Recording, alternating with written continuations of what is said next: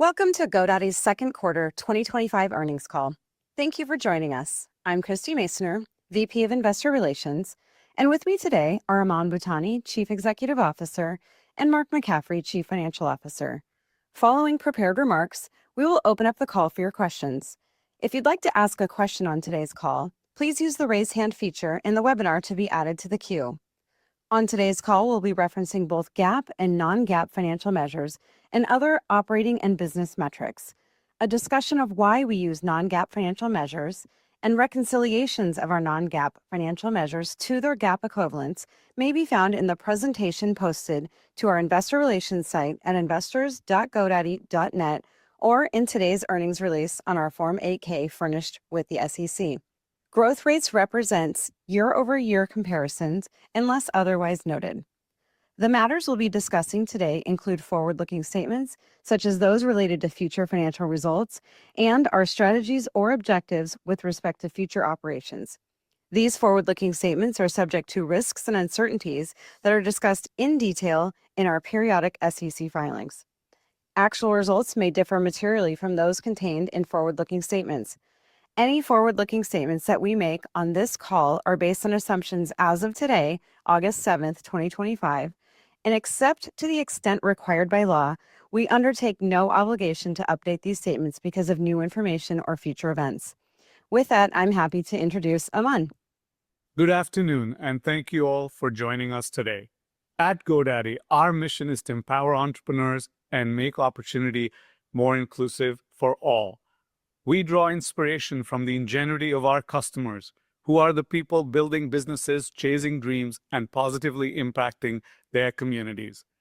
As our small business survey consistently shows, they are a resilient group and remain optimistic about their own businesses, even when navigating increased complexity. That's why we are committed to delivering the critical technology they need, combined with the human guidance that is empathetic, accessible, and grounded in their success. It is this combination that helps our customers thrive and grow with confidence.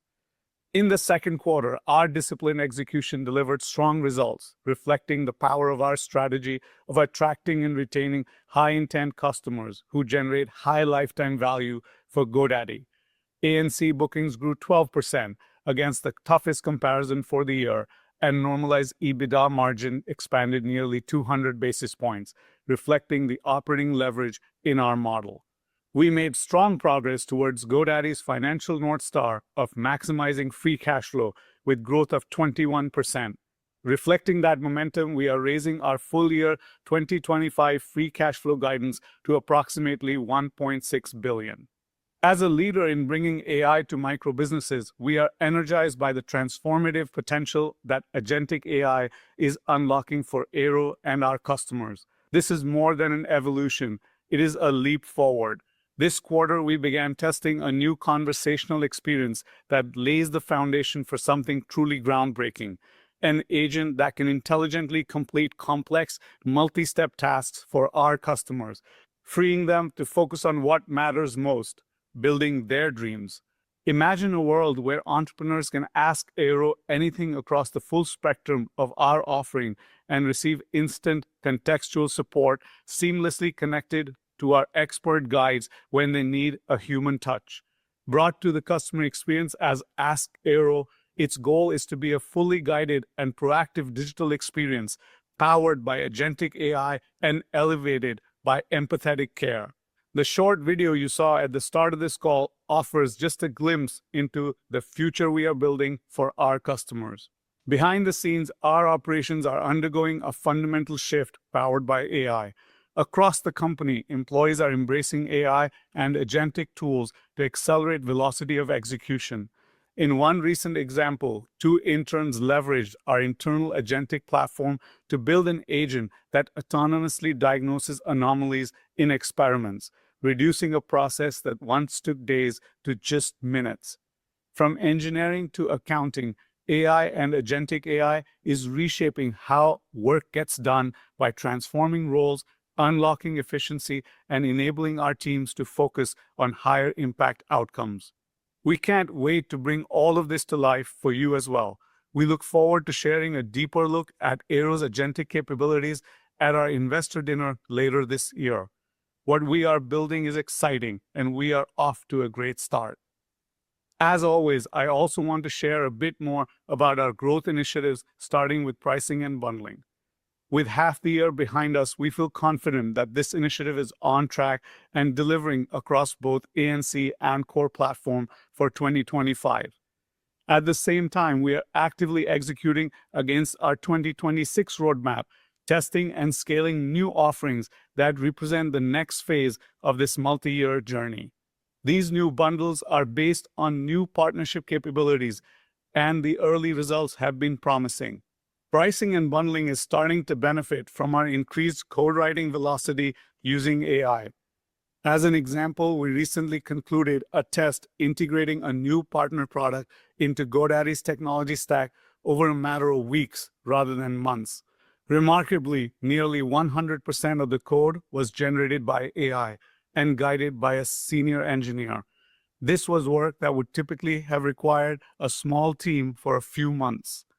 While the exploration of AI-driven coding is ongoing across many use cases, this example demonstrates the transformative potential of AI-driven coding in pricing and bundling. Scaling this type of result across our teams would create a step function change in velocity, enabling us to test new bundles at a pace many times faster than today. Our next major initiative is Seamless Experience, an ongoing large-scale experimentation machine designed to enhance the entire customer journey, from landing page and initial search all the way through to purchase and renewal. It is focused on improving discovery and reducing friction, saving our customers time and effort. Through this initiative, we boosted conversion rates, strengthened attach, and drove better renewal performance, outcomes that our scale translate into meaningful financial impact now and in the future. The bookings generated from Seamless Experience have scaled in an impressive manner, and this initiative has an equally strong roadmap as pricing and bundling, and its impact and contribution is becoming increasingly comparable.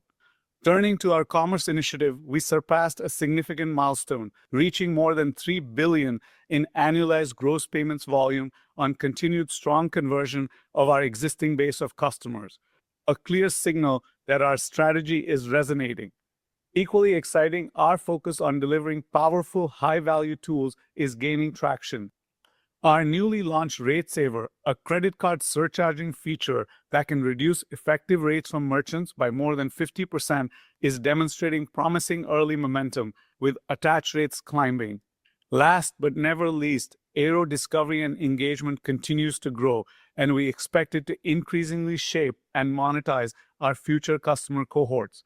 And our strongest cohorts are ahead of us. Notably, Aero cohorts consistently outperform non-Aero cohorts across key metrics, including average order size, multi-product attach rates, and renewals, serving as a catalyst for the growth in higher lifetime value customers. These gains are compounding, creating long-term leverage in our model. We are deeply focused on Aero's continued evolution into a true differentiator that accelerates customer success and drives sustained value across the entire GoDaddy ecosystem. In closing, we are proud of the progress we made in the second quarter as we push our strategy forward, making meaningful progress towards our 3-year targets outlined at our Investor Day in 2024. Our results reflect the impact of disciplined execution and the growing traction behind our priorities of expanding high-intent customers, capturing more wallet share, and driving greater lifetime value. As we enter the second half, our teams are focused, our path forward is clear, and our business is well-positioned to accelerate the pace of innovation that delivers long-term value to our customers and shareholders. With that, here's Mark. Thanks, Aman. Good afternoon, everyone, and thank you for joining us. Q2 was another strong quarter for GoDaddy, underscoring the resilience of our customers and the mission-critical solutions that differentiate us in the market. We delivered ANC revenue growth of 14%, expanded normalized EBITDA margins to 31%, and we grew free cash flow to $392 million. Our consistent performance reinforces the strength of our strategy and the discipline of our execution as we progress toward our North Star of maximizing free cash flow over the long term. Total revenue grew 8% to $1.2 billion on both a reported and constant currency basis, surpassing the high end of our guided range. Annual recurring revenue grew 9% to $4.2 billion, and international revenue grew 11%.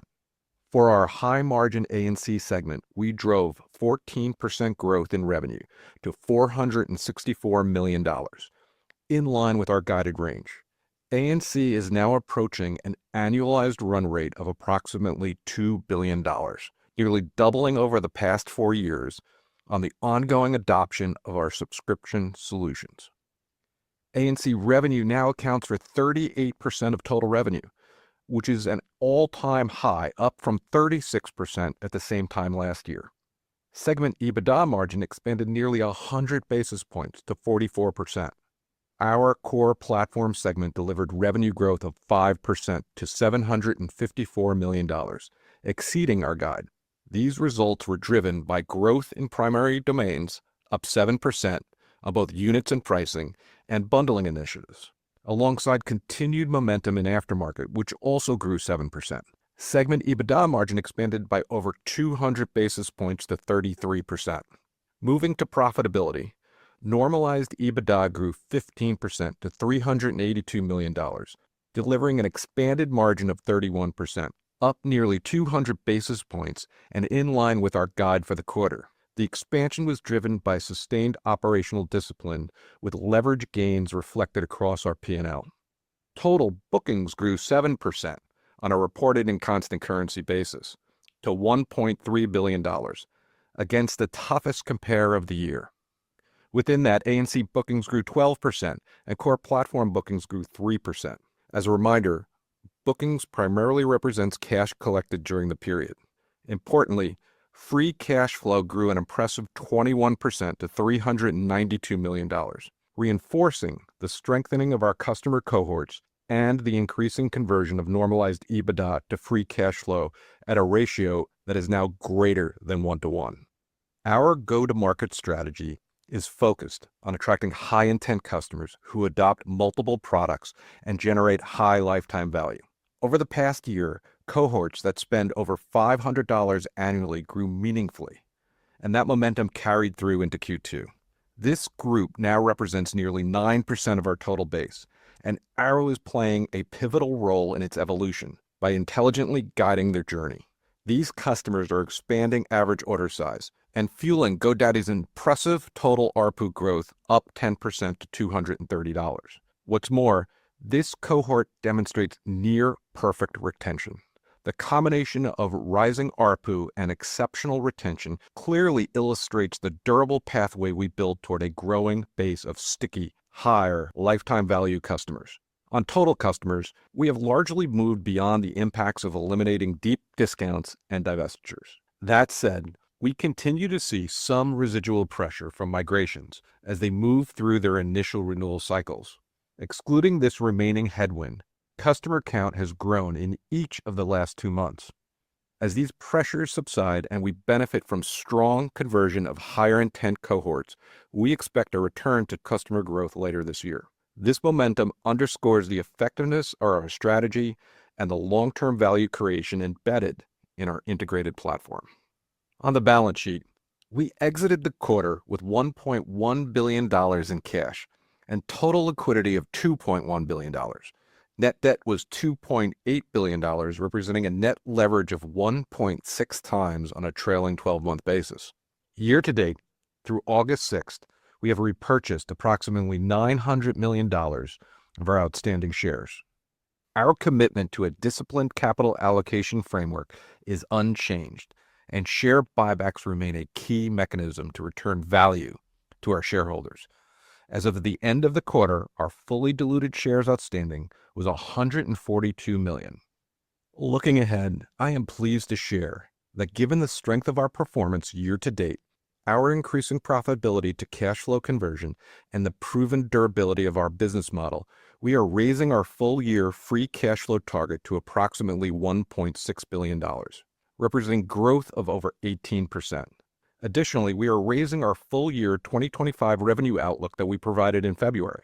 We now expect total revenue to be in the range of $4.89 to $4.94 billion, representing growth of 7% at the midpoint. For the full year, we expect FX neutral bookings growth to be in line with revenue growth. For Q3 specifically, we are targeting total revenue of $1.22 to $1.24 billion, also representing 7% growth at the midpoint of the range. Within total revenue for both Q3 and the full year, we expect applications and commerce revenue growth in the mid-teens and core platform growth in the low single digits. Regarding our outlook, I want to mention that beginning in the fourth quarter of this year, GoDaddy will no longer operate as the registry service provider for the .co top-level domain. As a result of this change, we anticipate an approximate 50 basis point headwind to bookings and revenue, primarily in the fourth quarter. Importantly, this transition does not affect our ability to execute our strategic initiatives or deliver on our 2025 and 2026 financial commitments. For the third quarter, we are projecting a normalized EBITDA margin of approximately 32%, and we are reaffirming our full-year margin expansion target of 100 basis points, with continued sequential expansion each quarter this year, exiting 2025 at 33%. We expect normalized EBITDA to maintain greater than a 1-to-1 conversion to free cash flow for the full year. Our capital allocation approach remains unchanged, and we will continue to evaluate all opportunities according to our rigorous returns-based framework to maximize long-term shareholder value. In closing, we remain more confident than ever in the strength of our model and our ability to execute toward our targets.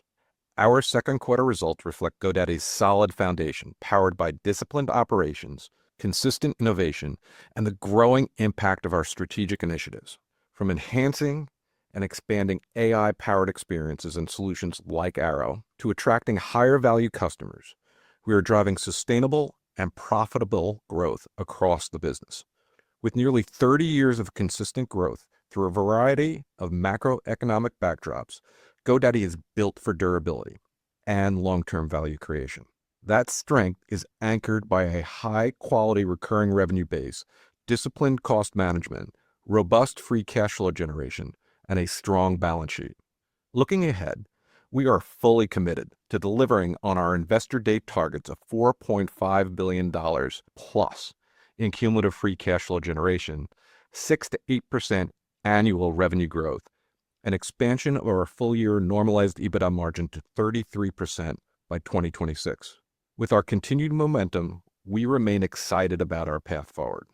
With that, I'll hand it back to Christy to open up the line for questions. Thank you. Thanks, Mark. As a reminder, if you'd like to ask a question, please use the raise hand feature at the bottom of the webinar screen to be added to the queue. Our first question comes from the line of Willow Miller on for Arjun Bhatia at William Blair. Willow, please go ahead. Hi, team. Thanks for taking our questions. So maybe we can start with the ANC growth. How should we think about the decel in the quarter? And does this continue through 2025? Just trying to figure out if there's a trough, considering the Arrow strategy is layering in, which would help drive average order size and attach in the segment. And then maybe just a follow-up. What are you seeing in the latest cohort of customers who experience Arrow? Is this helping with the multi-product adoption?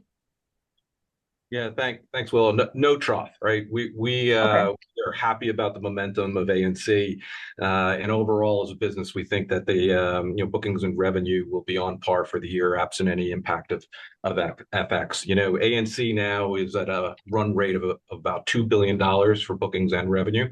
We're really proud of the momentum there, and it's a growing business. It's at 38% of our total business today, and we're looking at it growing to about 40%. So we couldn't be more excited about the momentum within ANC. And, hey, it was a tough quarter compare considering the growth last year in ANC was upward of 24%.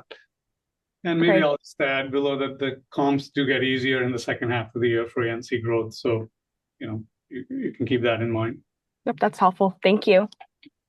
On the I also want to. You had a question on the cohorts related to Arrow, and listen, we're seeing these cohorts. They're coming in, they're converting at higher rates. Their average order size is being driven up. It's driving our increase in ARPU, and we have a near perfect retention rate with them. So, the strategy is working. We're getting to those high intent customers, and we're really pleased with the momentum it's providing in the business, not only in ANC but also in our core platform. Yeah, Okay. and on the customers that are sort of over $500 customers, that's where, Mark's talking about the near perfect retention, but that's being driven by the attach that Aero facilitates. So, I think you talked about it's a driving attach, is a driving average order size. That we continue to see Aero cohorts outperform non-Aero cohorts every month. That's great to hear. Thank you. Yep, thank you. Our next question comes from the line of Josh Beck from Raymond James. Josh, please go ahead.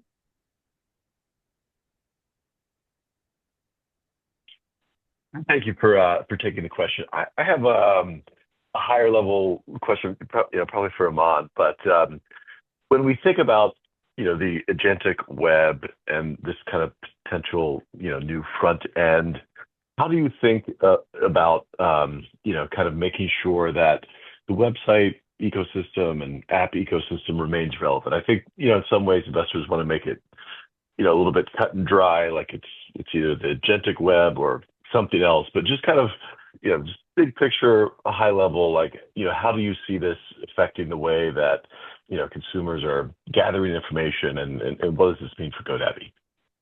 Yeah, thank you, Josh. I think I'm a huge proponent and very bullish on AI, generative AI, and agentic AI as well. And I think these new capabilities give companies like ours that have access to over 20 million customers, brand awareness across the world, the ability to provide, a whole set of products to our customers, but woven together in a manner that's simpler for them to use, more simple than they have ever seen before. And we have been a leader and innovator in the AI space for micro businesses from the very beginning, right? I personally am super involved with, and I have been for years at the company, with how we work with AI and now how we work with agentic AI and how it's transforming our customer experience. And you'll see that with Ask Aero, if you were able to catch that little video at the beginning of this call. We're bringing forward a new interaction pattern for Aero, which just makes it even more easy or seamless, or you can say conversational with the customer. And we're even working to bring in sort of AI and human expertise together, so it's seamless between the two. For me, when I think about GoDaddy, there are two areas of opportunity. One is what we can do for our customers, which is make things much easier for them, which leads to attaching more products, which leads to us being able to expose them to higher SKUs and so on. But also internally, the company transforming, where every role in the company is empowered with AI, and those roles evolve and change. And sure, for now, there's a lot of exploration and utilization of AI, and agentic is growing. But as those two curves cross, I think what you're going to see is a step function opportunity for companies like ours to be more efficient and provide great products to our customers. And we'll actually show you some of this at the investor dinner later this year. So I'm super excited to sort of bring it all to life. It's super exciting. Wanted to also ask just on the pricing kind of learning curve from Aero All Access and certainly the Aero Plus Logo Maker. You've seemingly done a lot of testing. Do you feel like you've kind of got that at a point where this is somewhat of a stable pricing pattern moving forward? Is it still in heavy experimentation? Just kind of curious on the learnings and how that's influencing where the pricing can go. Yeah, you saw us test All Access, but you also seen different forms of Aero Plus. If you're watching the different experiments on the site, it's still all very early. There are some paths where we're having great success in introducing Aero Plus, and customers intuitively understand it and go for it. And on other paths, what we're finding is more education is required, sort of more easing into the path is required. So Aero Plus is still very new, just launched in Q1. So you'll continue to see us testing it. But overall, we're very excited about where Aero is in terms of creating higher average order size through attach, where it's getting engagement into multiple products with us, how it's helping us reach sort of that higher end customer and filling a broader set of intents for them. And we can see that, that naturally leads to Aero Plus over time. So yes, continue to be super excited about that. Super helpful. Thanks, team. Thank you. Our next question comes from the line of Trevor Young from Barclays. Trevor, please go ahead. Great, thanks.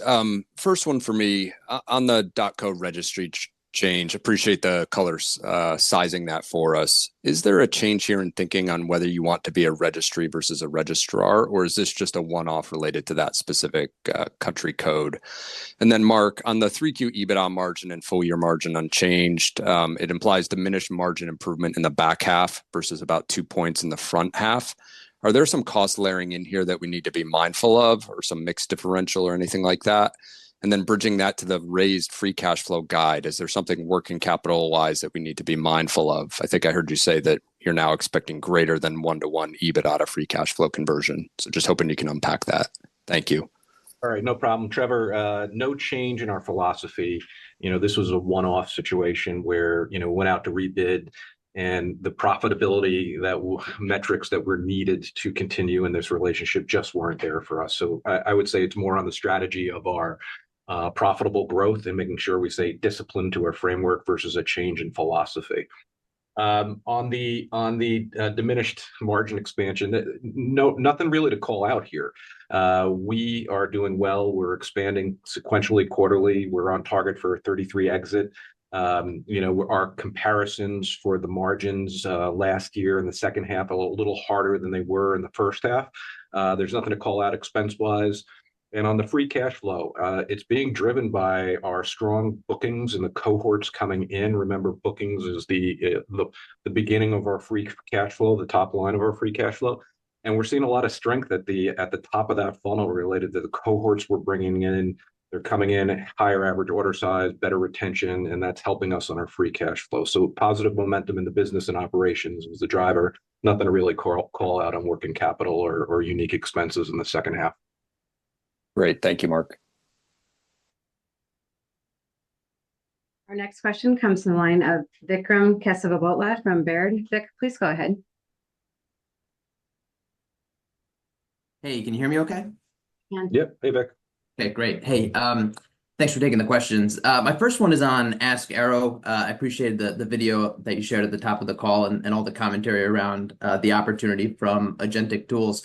I'm just wondering if you could talk more about how you're thinking about the timeline for bringing these solutions to market across your customer base, and just what some of the initial feedback has been from the tests that you've been running so far.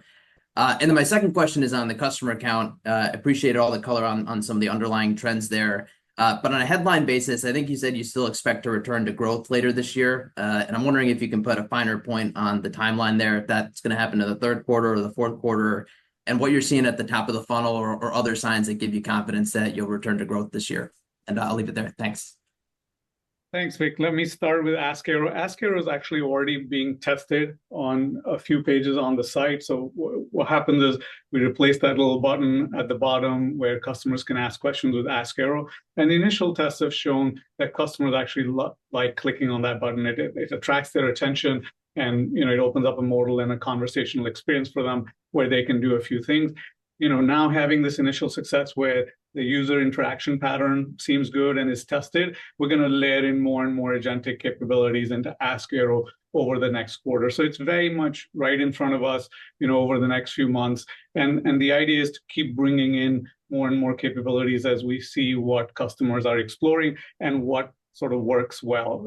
I think folks probably understand this, the AI capabilities, they're not deterministic. It's a probabilistic modeling work. And so you have to test it. You have to see that the customer is getting a fantastic interaction, and then you sort of roll it out and handle more and more use cases. The thing I would say about Ask Aero is, we are talking about a real set of agents that actually find and resolve issues or do sales or all of that on the customer's behalf. We're not talking about an agent that says, oh, if you want to do this, you can find it here. We're talking about very, very real AI agentic technology that really simplifies it for our customer. Yeah, and Vic, on the customer count, just, hey, our strategy is around going after these high intent customers, and we're seeing improved customer count around those that are spending more than $500 with us. And this cohort is having meaningful contribution to our growth. We're seeing that, like we said, the higher average order size, near perfect retention. It's working exactly the way we wanted it to, if not a little ahead of schedule.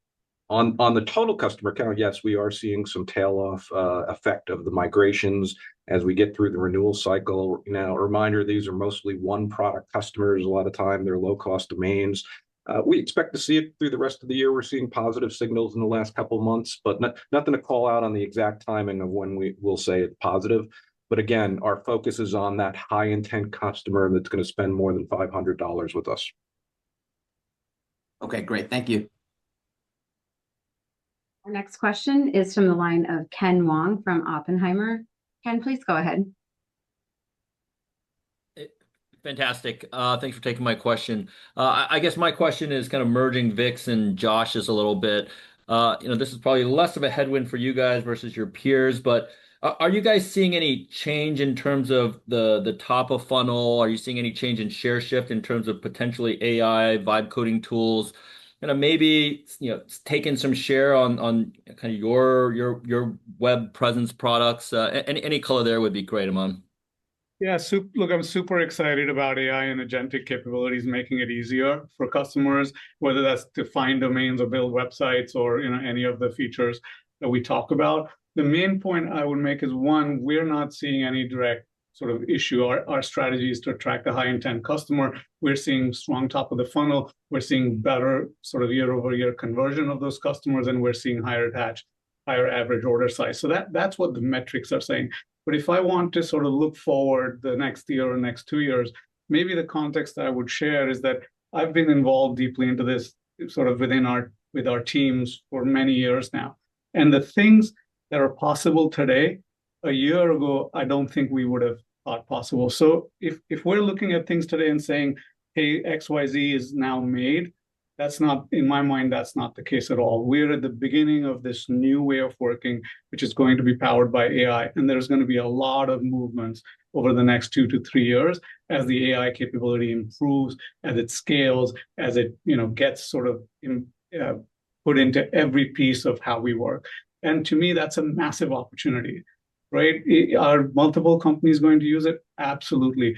But GoDaddy has fantastic brand awareness globally. We have a big customer base. We have a lot of customers coming to us, new customers coming to us every year. And we have the opportunity to both build these tools ourselves because of how our technology capability or software development platform has improved. But we also have the ability to use our balance sheet and financial position, if we want, to really provide the best for our customers. And that's, I think, a great opportunity for the company. Got it. Understood. Appreciate the insights there. And then maybe somewhat building on that, I guess, do you feel the value or having the starting point at the domain, does that strategic value increase going forward? Yeah, maybe a little high level and maybe a little far out, but I'm sure something you guys have noodled on internally. We love our position as the world's largest domain registrar. We love our position that the world thinks of GoDaddy to think of domain names. Because every idea, when people have the idea, the first thing they think about is, oh my God, let me protect the name of that idea. And they do that by buying a domain name. That gives us access to those customers when their ideas start. In fact, we see so many ideas that never start because customers search for things. They may not even become our customers, but we are gathering that data all the time. And given our large scale, we get to see search traffic or what people are searching more than probably anybody else.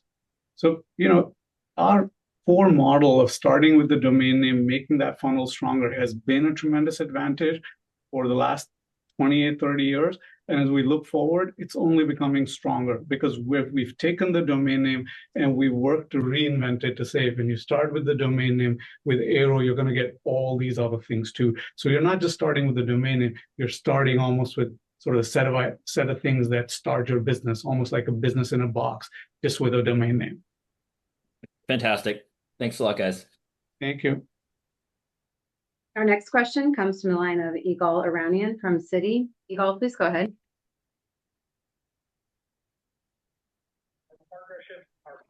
Hey, good afternoon, guys. Thanks for taking my questions.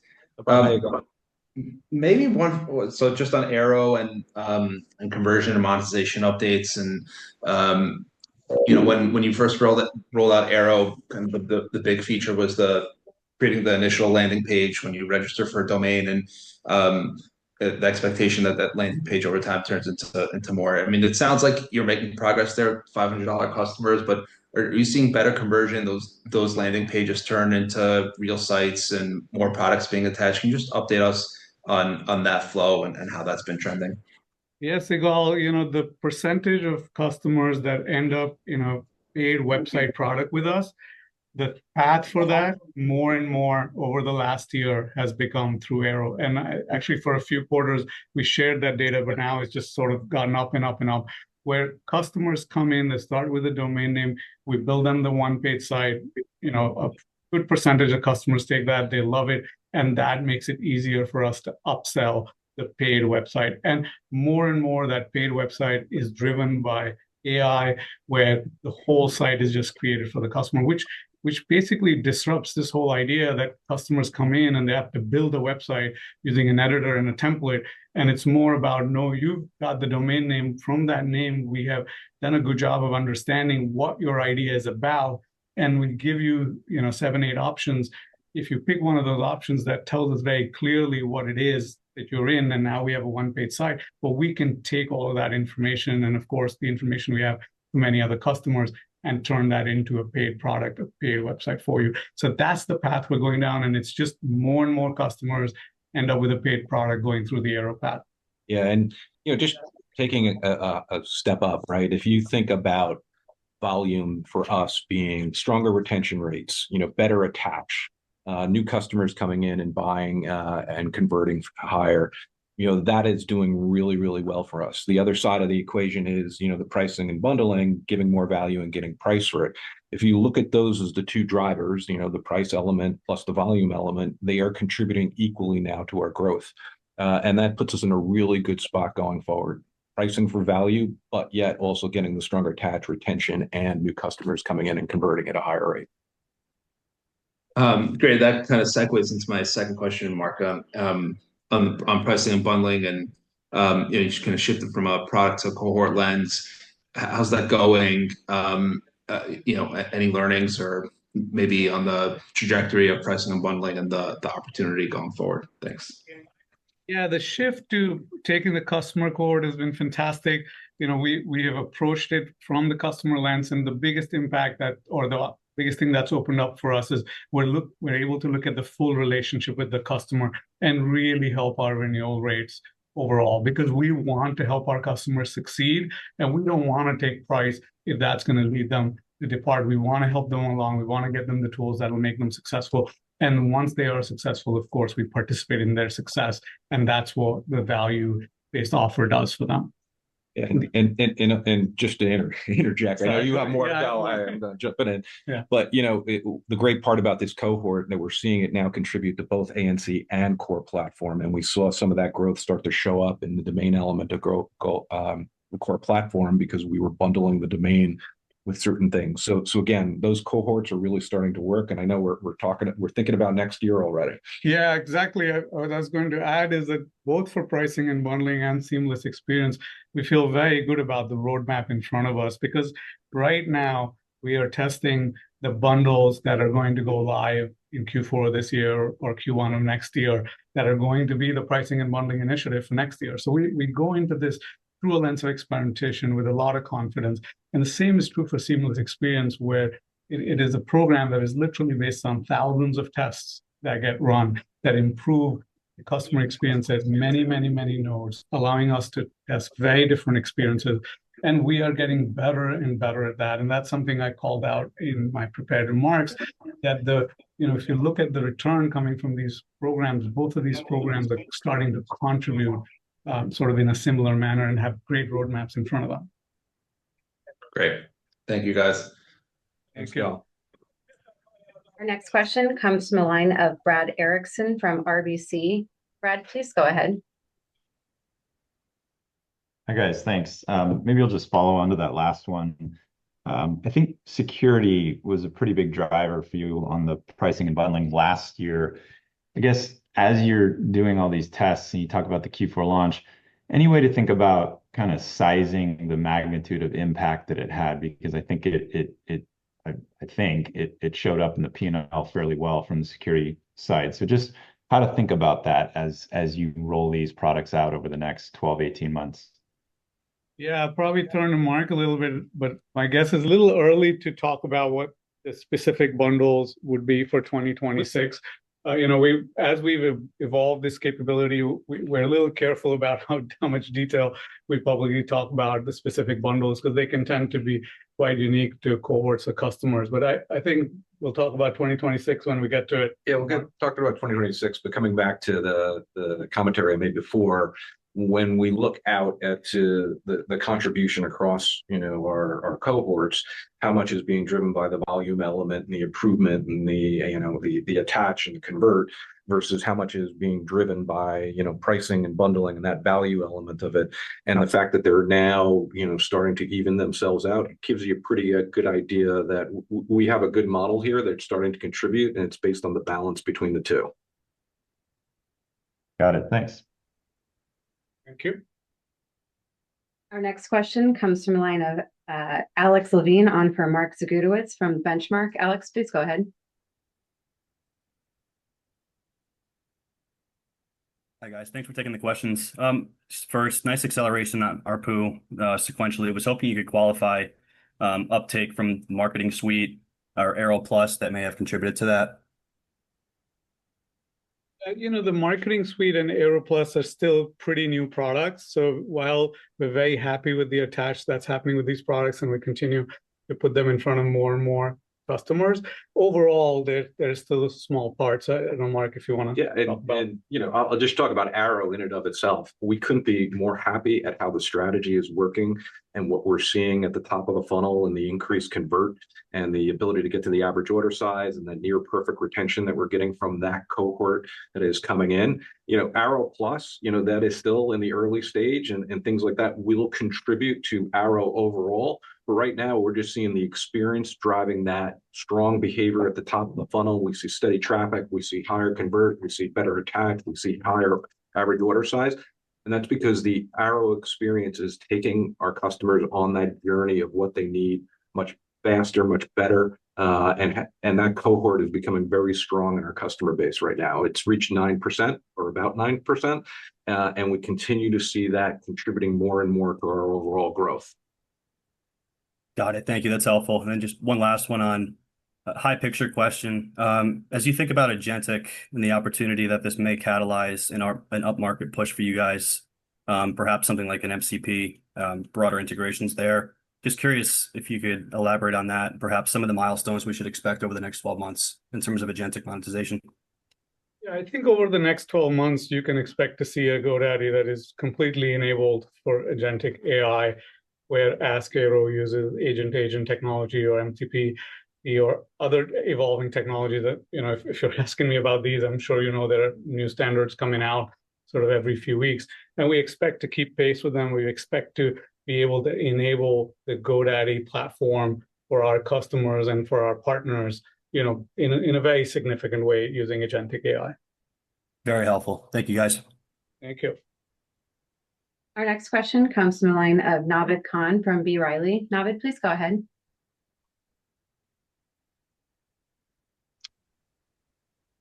Hi, can you hear me? We can. Hey, Navid. Great.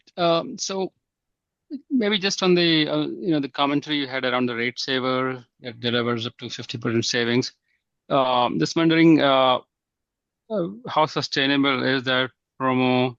What kind of economics we can expect out of that? Any color would be helpful. And then on Airo, how much of the flow at the top of the funnel is exposed to Airo today? I think sometime back you mentioned more than half the people see it, but any update on that would be great. Thank you. Yeah, happy to provide that, Navid. On the Rate Saver product, the way it works is that when the merchants adopt it, they're able to reduce their, the fees they pay by about half. So there really isn't, I would say, a threshold. Like it's not a promo that we're offering. It's actually a product feature that helps them reduce their costs. So we expect its adoption to grow in the new cohorts where we put it forward. In the new sales, customers are adopting it very, very fast because they can understand it. They're like, that makes sense. I need that. I want that. So that's fantastic. And in the existing base that we have, we're also running a campaign to get existing customers, commerce customers, to turn it on. Now, this is all part of a broader strategy at GoDaddy to improve the economics, to improve the SaaS component of our commerce and payments offering. Of course, we've continued to do well on GPV, but we have put our energy towards the SaaS products so we can have a more wholesome offering for our customers. And our core strategy is still the same. We're enjoying the low CAC to go to our own customers. We continue to have fantastic leads. So we know our strategy is working, and we're slowly expanding our sales force to be able to go after more and more customers that are in our base already, as we have a bigger set of features that go across both payments, but also the SaaS offering.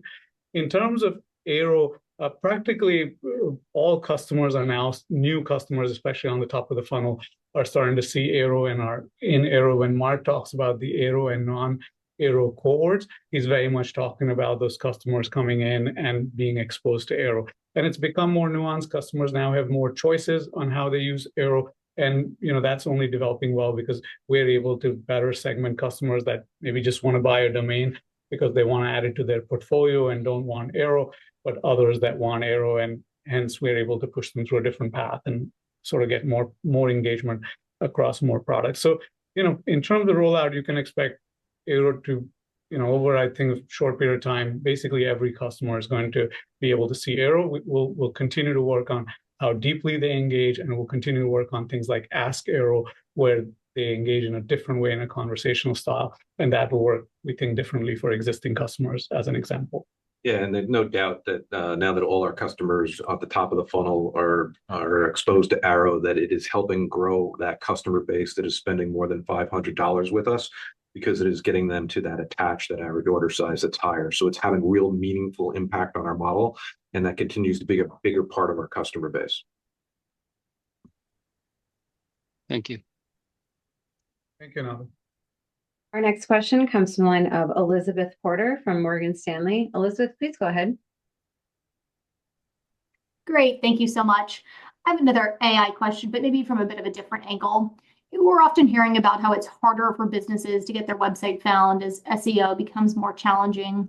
So just kind of two questions here. First, how is GoDaddy managing its own impact by SEO? I know you guys have a big brand recognition, so it might not be as impactful, but just curious, how diversified is traffic?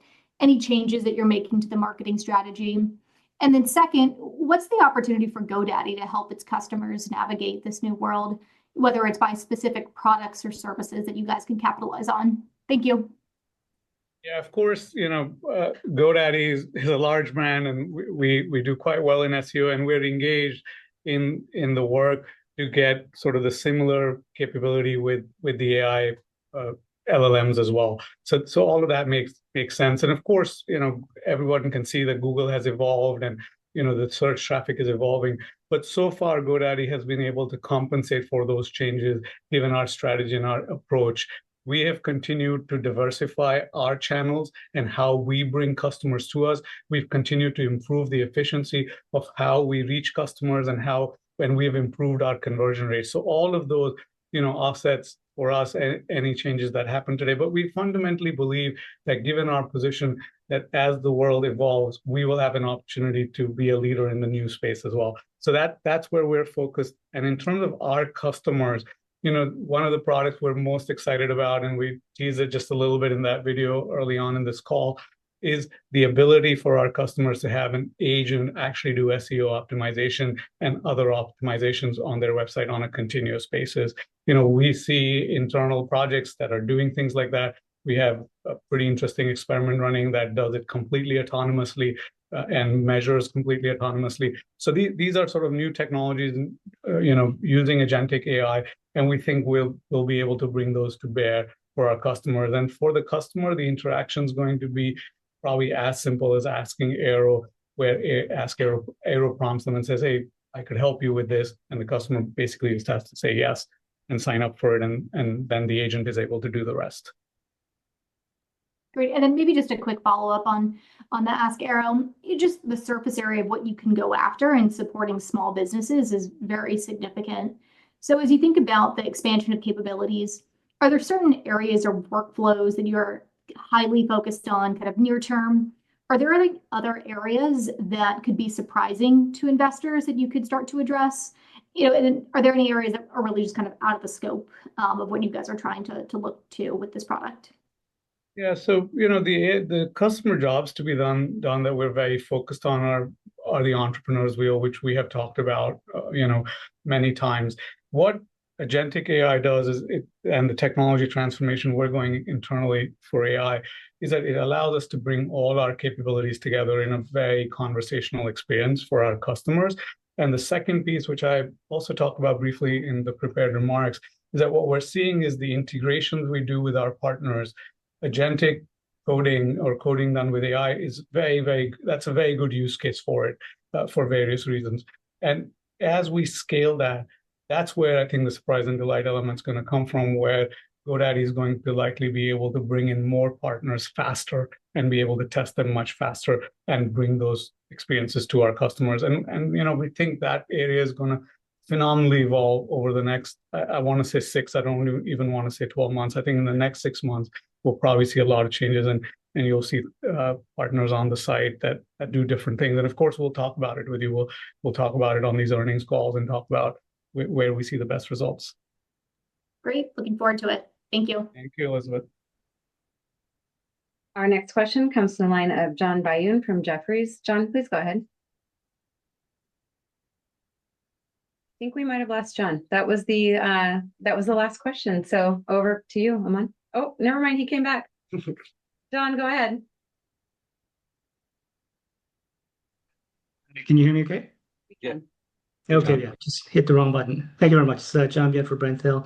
So questions actually on the core platform. It looked like you're seeing maybe some renewed relative strength there, especially with domains, even the primary, not just the aftermarket being up, I would say, well, mid to high single digit. And wondering, is that something that can be sustainable, as you kind of alluded to Aero helping there? And then on the .co registry, the impact of 50 basis point, should we assume that continues through part of next year as well? Couple things. I'll start with the core platform. We're seeing the benefit of a pickup in the aftermarket. No doubt we saw activity in some of the larger transactions return in the first half of the year. But we're also seeing the benefit of the positive impact of pricing and bundling within domains. And we talked about it at the beginning of the year. We're starting to see that flow through. Again, I would say it's sustainable. Pricing and bundling in and of itself. We'll continue to look and test into it, but we're really happy with the momentum and the added lift. Not only it's giving to our volume in domains, but also our ability to get value from those domain sales in and of itself. Again, increasing the top of the funnel, and that conversion part of it is really, really working. On .co. To a lesser extent, we'll see an outsized impact. The whole thing is immaterial in and of itself, but we wanted to call it out for the fourth quarter. It'll be a very small impact into next year, and doesn't change our ability to meet what we put out there as milestones for 2026. Great, thank you. I'll now turn the call over to Aman to close this out. Thank you, Christy, and thank you all for joining us. As always, a fantastic thank you to all GoDaddy team members across the world. We're super excited about the products we're building, the customers we have, and the best is still in front of us. Thank you very much.